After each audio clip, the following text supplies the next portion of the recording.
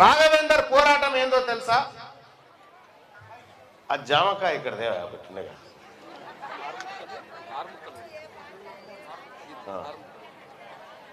ఇది ఒక జామకాయ, అవునా? ఇది జామకాయ. మార్ గోర్మాటి ఎవరన్నా ఒక చిన్న పిల్ల ఉంటే ఇట్రా రండి. అమ్మారా నువ్వు ఇట్రా, ఎవడియా వరా.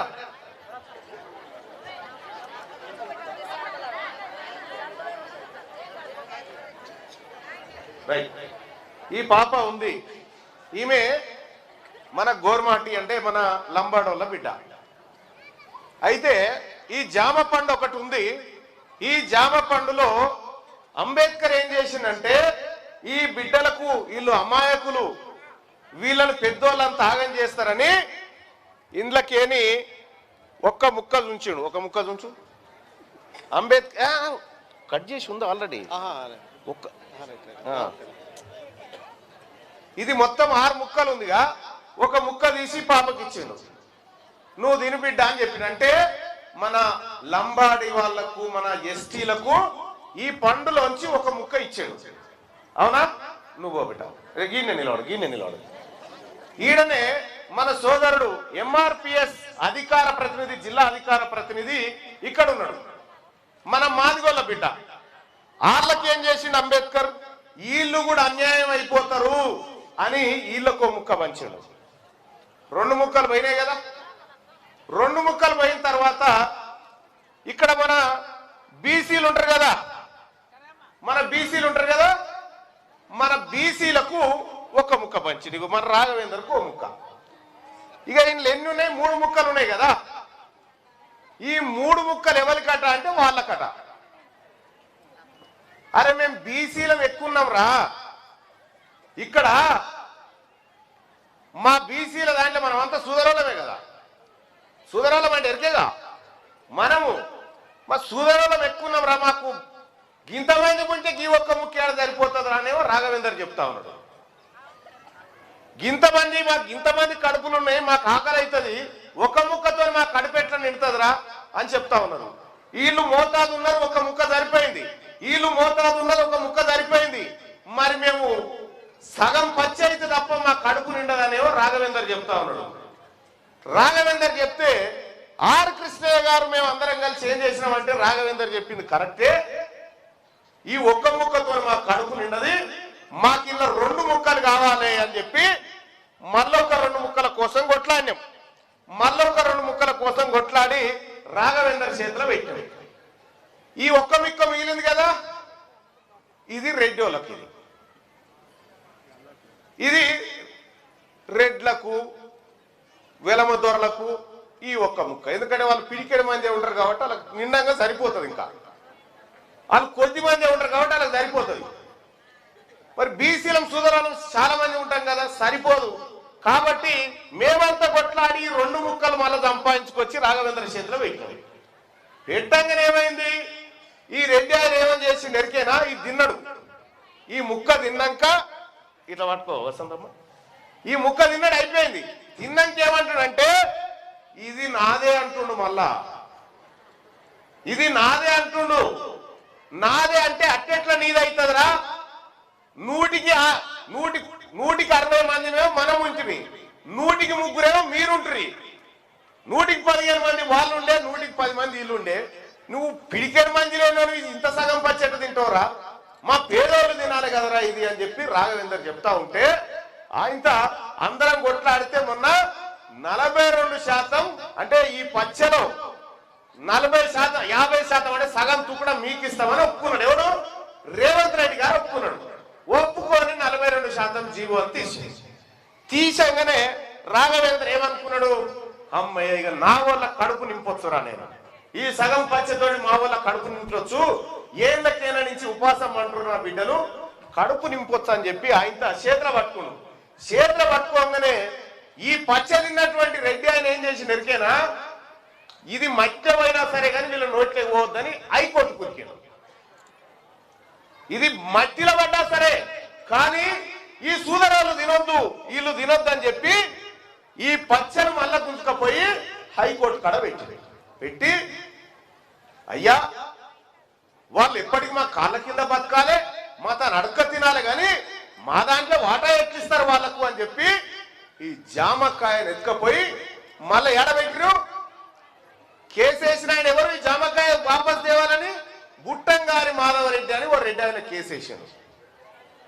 ఆయన వేయగానే మళ్ళీ ఇంకో రెడ్డి గారు వాదించినేమని ఎట్లిస్తారు బీసీలకు రిజర్వేషన్, ఎట్లా పోయినా సరే కానీ మీరు తినొద్దు అని చెప్పి కేసేస్తే ఒక రెడ్డి ఆయనేమో జీవో ఇచ్చిండు తీసుకోమని, ఇంకో రెడ్డి ఆయనేమో ఇది ఇయ్యొద్దని కోర్టుకు పోయిండు, ఇంకో రెడ్డి ఆయనేమో కోర్టులో వాదించి ఈ బీసీల నోట్ల మన్ను పోయాలి, ఈ ముదిరాజుల నోట్ల మన్ను పోయాలి, యాదవుల నోట్ల మన్ను పోయాలి, ఈ మన ఒడిరాల నోట్ల మన్ను పోయాలి, మన కురుమల నోట్ల మన్ను పోయాలని చెప్పి కేసు వాదిస్తే జడ్జి గారు కూడా ఎవరు మళ్ళా రెడ్డి ఆయన జడ్జి గారు ఏం చేసిందంటే చల్ ఇది మట్ల పోయినా పర్వాలేదురా అలా నోట్లేకి పోవద్దురా అని మళ్ళా వాపస్ గుంజుకున్నాడు. అర్థమైంది అతను నేను చెప్పింది? మళ్ళా మట్ల పోయినా పర్వాలేదు కానీ ఈ రాఘవేందర్ చెప్తున్న ప్రజలకు దక్కొద్దు, ఈ సూదరులకు దక్కొద్దు అనేది వాళ్ళ బాధ.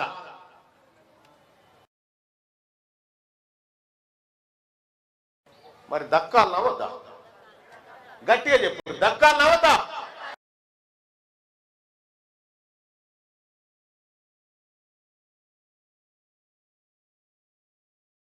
దక్కాలనుకునే ఆడబిడ్డలు అంత చేయలేవాడు చూద్దాం.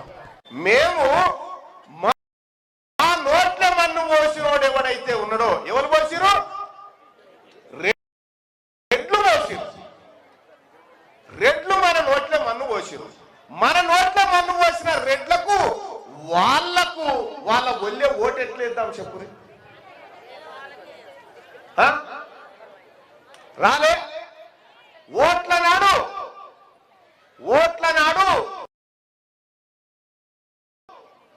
ఇంతింత కట్టలు పట్టుకొని తిరగలేము మీ ఇళ్ళ చుట్టాలు తిరిగి రాలేదా? ఇక్కడ ఒక 1000 రూపాయలు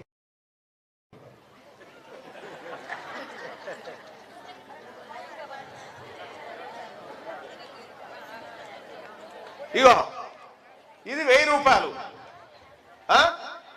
ఈ 1000 రూపాయల నోటు, ఈ నోటు తీసుకొని ఇప్పుడు రెడ్డి వాళ్ళ ఇంటికి పోయి ఓటు కొనుక్కొస్తారా మీరు?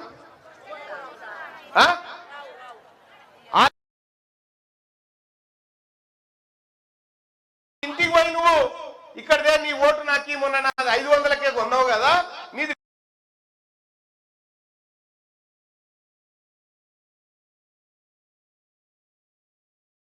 1000 రూపాయలు ఇస్తా నాకి అని అడుగు.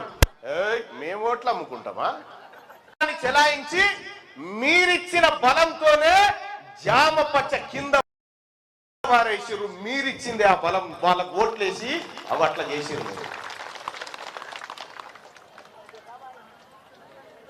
1000 రూపాయలకు ఈ ఊళ్ళో రెడ్డోళ్ళ ఓటు ఎవరు కొనుక్కొస్తారో చెప్పురు దమ్ముంటే. ఇక మన వాళ్ళది 500కే కొనుక్కొస్తారు ఇప్పుడు పంపిస్తే, అవునా? ఎందుకంటే వాళ్ళు ఓటు ఎందుకు అమ్ముకోరో తెలుసా? వాళ్ళు ఈ జామకాయ ఎక్కువ తిందామని ఆశతో ఉన్నారు కాబట్టి. మనకు తెలియదు కదా ఈ జామకాయ మనకు వచ్చేది అనేటువంటి లెక్క తెలియదు కదా. ఈ భూములు ఉన్నాయి, ఈ భూములు 100% 100 ఎకరాలు ఉంటే 60 ఎకరాలేమో మన సుధరులకు రావాలి, 15 ఎకరాలేమో మన ఎస్సీలకు రావాలి, 10 ఎకరాలు మన గోర్మాటి మన ఎస్టీలకు రావాలి. కానీ మన భూములన్నీ దొంగతనంగా వాళ్ళ పేరు మీద రాసుకొని వాళ్ళ పొలంలో కలుపు తీస్తాను మనల్ని పిలుస్తుంది, వాళ్ళ పొలంలో వరి కోతకు మనల్ని పిలుస్తా ఉన్నారు, వాళ్ళ పొలంలో నాటేస్తాను మనల్ని పిలుస్తా ఉన్నారు. ఎవరి భూములు? ఎవరి? మనయే భూములు. రాఘవేందర్ ఏం చెప్తా ఉన్నాడంటే మన ఓటు మనం వేసుకుంటే మన భూములు మనకు వస్తాయని చెప్తా ఉన్నాడు రాఘవేందర్ మీ బిడ్డ. మన ఓటు మనం వేసుకుంటే మన భూములు మనకు వస్తాయని చెప్తా ఉన్నాడు. మన ఓటు మనం వేసుకుంటే మన జామకాయ మనకు వస్తుందని చెప్తా ఉన్నాడు. మన ఓటు మనం వేసుకుంటే మన బిడ్డ బిడ్డలు పోలీసులు నౌకర్లు ఇంజనీర్లు అవుతారు, 160 మంది మనోళ్ళే అవుతారు అని చెప్తా ఉన్నాడు రాఘవేంద్రు. కానీ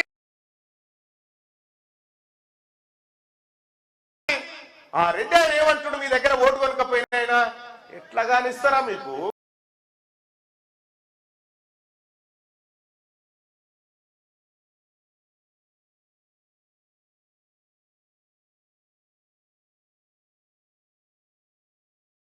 మీ వాళ్ళ దగ్గర ఓటంలో జరుగుతున్నటువంటి కథ ఇగో ఇది. మరి మనం రాఘవేంద్ర దిక్కుందామా రాజిరెడ్డి దిక్కుందామా? రాఘవేంద్ర దిక్కుందామంటే వాళ్ళు చేయలేవాడు. ఇక రాజిరెడ్డి దిక్కుండేటోళ్ళు ఇడికెళ్ళి వెళ్ళిపోరు, కానీ రాఘవేంద్ర దిక్కుండేటోళ్ళు చేయలేవాడు. మీరంతా అటేనా?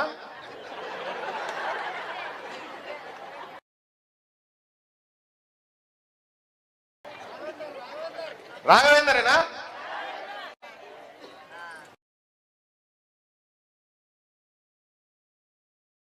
రాఘవేంద్రకు ఒకసారి జై అనురి. రాఘవేంద్రకు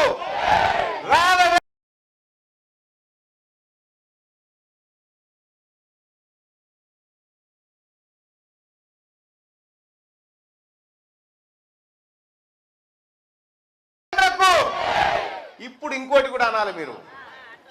మరి బీసీలు అంటే క్లాస్. మన పిల్లల్ని బడికి తోలిస్తాం కదా, బడికి తోలిస్తే ఒకటో తరగతి ఉంటుంది.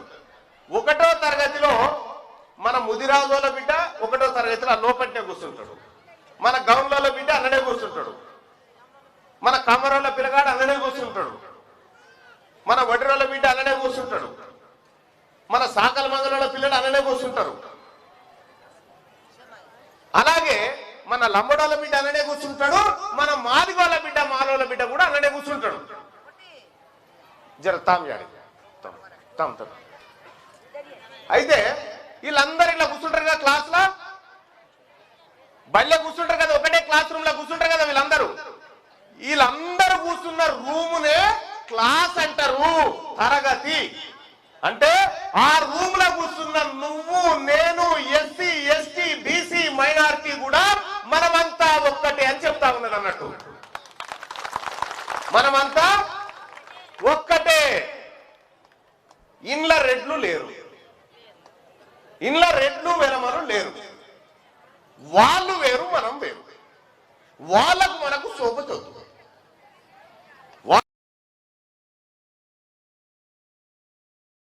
మనకు సోపతొద్దు. ఇక్కడ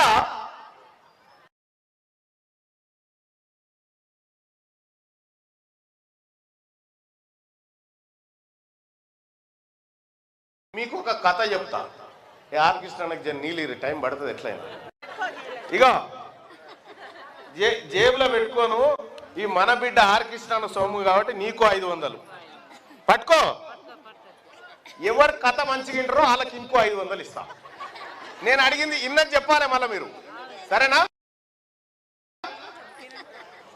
ఒక తాన అడవిలా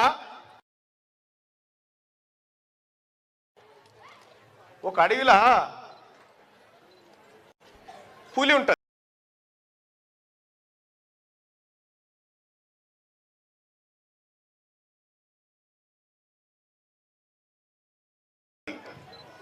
పులికి ఏమనిపిస్తుంది అంటే ఆకలి అయితే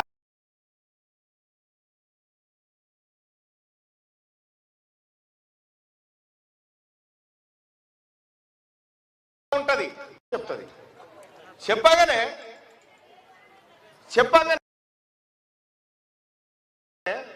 సరేరా తెస్తారా, లేకపోతే నువ్వు నన్ను తింటట్టున్నావు అని మెల్లగా కడతాలు లెక్క వస్తుందా నాకు.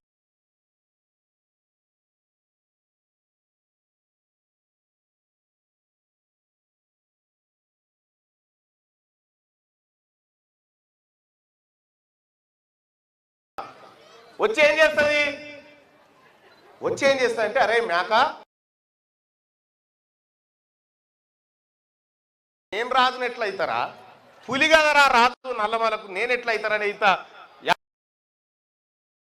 కొమ్మనో తుమ్మ కొమ్మనో పడితే తిని ఇంటికాడు ఉండేటోని నన్ను రాజుని ఎట్లా చేస్తారంటే నీకు తెలియదు, ఆ రాజుకు నీ మీద ప్రేమ ఉన్నది, అందుకే నిన్ను రమ్మంటుడు. ఆయనతో నక్క నమ్మిస్తుంది, మేకని నమ్మించి ఏం చేస్తుంది, మెల్లగా అడవికి తీసుకొని పోతుంది. పోయేసరికి ఓ గుండు మీద కూర్చుంటుంది పులి. ఓ గుండు మీద కూర్చొని ఇక మేక నక్క ఆడంగి వస్తూ ఉంటే దగ్గర రాగానే ఏం చేస్తుంది, పులి ఆకలి మీద ఉందా ఒక్కటే దుంకుతుంది మేక మీద. దుంకంగానే చెవులు దొరుకుతాయి, మేక చెవులు దొరకంగానే మేక చెవులు కొరికేస్తుంది పులి. వామ్మో సచ్చిరోజు రాజుని చేస్తా అన్నాడు, ఈ మాయ మాటలు చెప్పిన నీటికి తీసుకొచ్చిర్రు నన్ను.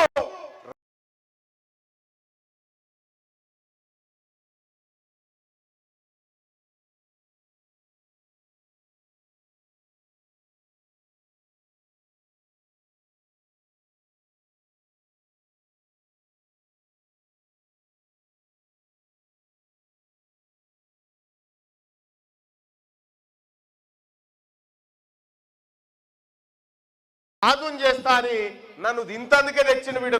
ఏడిపోతున్నావు అట్లా ఉరుకుతున్నావు ఎందుకే అని అంటే,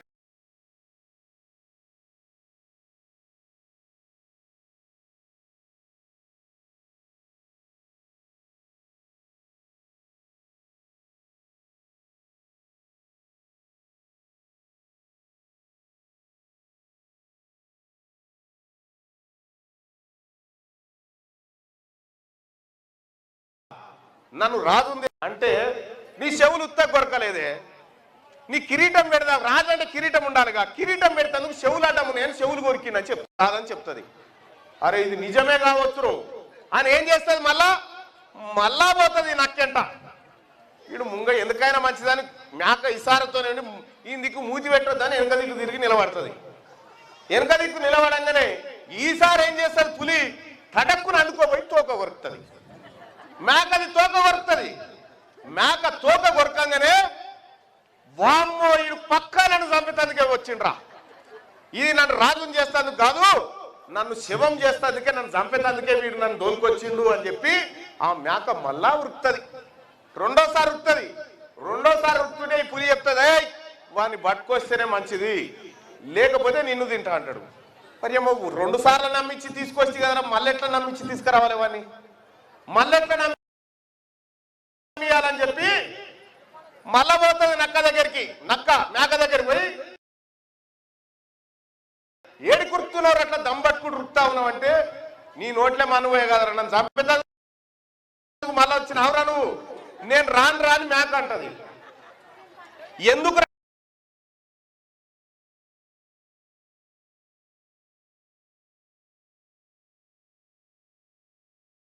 నువ్వు అడవికి నేను పోతారా, నాకు కడతాను నేను పోతారా అంటే, అప్పుడు నక్క మళ్ళీ ఏం చేస్తుంది ఎరికేనా, చెవులు ఎందుకు కొరికిండ్రా నీకు, కిరీటం పెడతాందుకు కొరికిండ్రా, సరే అదంటే కిరీటం, మరి నా తోకెందుకు కొరికి మేక అనగానే ఓ రావులా కిరీటం పెట్టి సింహాసనం మీద కూర్చుండ పెడదామంటే తోకాట ముందురా నీకు, అందుకు కొరికేసిందిరా అని చెప్తాడు. అందుకు కొరికేసిందిరా అని చెప్తారు. అనగానే అరే కరెక్టే కావచ్చురా, ఇదైతే కరెక్టే, పురుషుల కూర్చుందామంటే తోకాటం ఉండే కాబట్టి తోక కొరికేసిండేమో. ఫస్ట్ ఏమో చెవులు కొరికింది తోక. ఇక ఆగింది ఏంటి, అప్పటికి చెప్తానే ఉన్నాడు రాఘవేంద్ర, పోకే మేకాడిది ఓకే నిన్ను ఖతం చేస్తానని చెప్తానే ఉన్నాడు. ఆయనతో ఈ మేక ఏం చేసింది, ఆ నక్క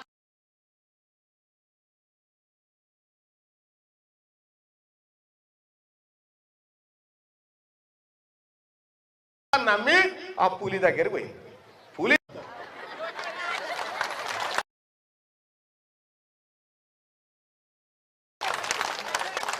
ఎవరు సరిగ్గా పట్టుకో, నీ దగ్గర పెట్టుకో.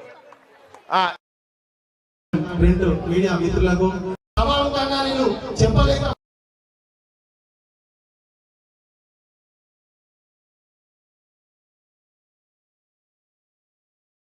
ఆత్మీయ బృందం, వివిధ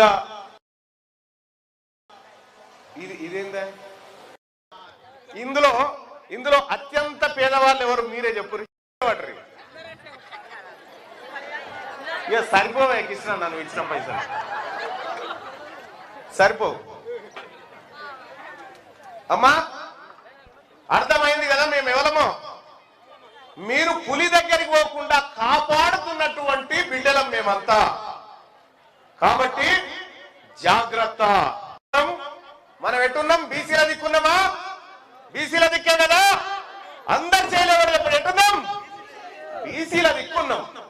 ఇప్పుడు మరి రేపు పొద్దుగాల ఎంపీడీసీ ఎన్నికలు వస్తాయి, జెడ్పీడీసీ ఎన్నికలు వస్తాయి.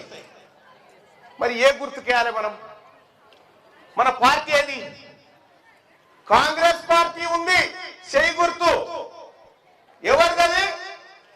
రెడ్డి వాళ్ళది. టిఆర్ఎస్ పార్టీ ఉంది, కారు గుర్తు. ఎవరిది? వేలమోళ్ళది. భారతీయ జనతా పార్టీ ఉంది, ఎవరిది? బ్రాహ్మణులది. మనకు పార్టీ లేదు. మరి పార్టీ లేనప్పుడు ఎవరికి వేయాలంటే, రేపు పొద్దుగాల మీ బిడ్డ రాఘవేంద్ర ఈ ఊరికి గుర్తు తీసుకొచ్చి మీకు చూపిస్తాడు. ఆ గుర్తు కోటేది, అది మన బీసీల గుర్తది. మొన్న నేను గిట్లనే లొల్లి పెట్టిన, మా కూడు ఎవడు గుంజుక తింటుండ్రా అని చెప్పిన. మా కూడు ఎవడు గుంజుక తింటుండు? మా లెక్కేందో మాకు తేలాలి, మా వాటా మాకు కావాలి, మా వాళ్ళకు భూములు కావాలని చెప్పిన. కావాలంటే నేను ఏం చేసిన, రెడ్డోళ్ళకో పార్టీ ఉంది, వెలమోళ్ళకో పార్టీ ఉంది, బాపనోళ్ళకో పార్టీ ఉంది కదా. నేను కూడా నా బీసీలకో పార్టీ ఉండాలని తెలంగాణ రాజ్యాధికార పార్టీ అని పార్టీ పెట్టిన. మనకు కూడా పెట్టి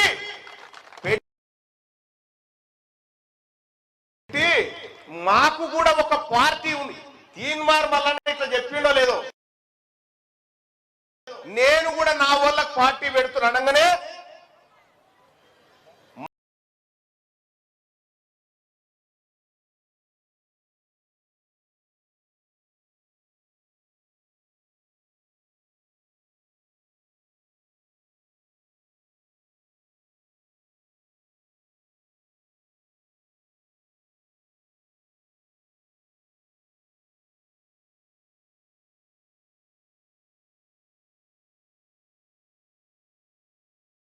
ఆఫీసుల కాల్పులు జరిగినాయి.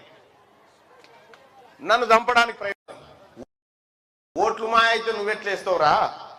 ఓట్లన్నీ మాయ కదా, నువ్వు నామినేషన్ ఎట్టేస్తావు, మా వాళ్ళు ఎత్తారా అని చెప్పిన. ఇక మీ వాళ్ళు వేసిన తర్వాత మేము వేయమన్నా అని చెప్పి. ఎందుకు వేయకపోయినామంటే మా ఓట్లు లేవుగా అన్న. ఇదివరకు దాకా అంటే మేము సుదరోళ్ళ ఓట్లన్నీ కొనుక్కున్నాం, కానీ ఇప్పుడు అమ్మతలేరన్న, మాకే అంటున్నారు వాళ్ళు అని లెక్కలు తెచ్చుకునే కాడికి వచ్చింది. రేపు పొద్దుగాల కల్వకుర్తి నియోజకవర్గంలో కూడా ఎగరబోయేది ఈ సూదరుల జెండానే ఎగురుతుంది, ఈ బీసీల జెండానే ఎగురుతుంది, మన ఆత్మగౌరవమే ఎగురుతుంది. అప్పుడు మన జామకాయలోంచి సగం పచ్చ బాధప్త పోసుకొని మనలో పెడతాం. వాళ్ళ పొట్ట మీద కొట్టాం. మళ్ళా వాళ్ళు ఎంతమంది ఉంటే వాళ్ళకి అంతిస్తాం. నీది నువ్వు తిను, మాది మేము తింటున్నామంటాం. కానీ 78 ఏళ్ల నుంచి మన సొమ్ము వాళ్ళు తింటున్నారు. మళ్ళా బయటకు వచ్చి ఏం చెప్తారు? మిమ్మల్ని మేము సాస్తున్నామని చెప్తారు. కాదు, మన సొమ్ము తిని బతికింది వాళ్ళు.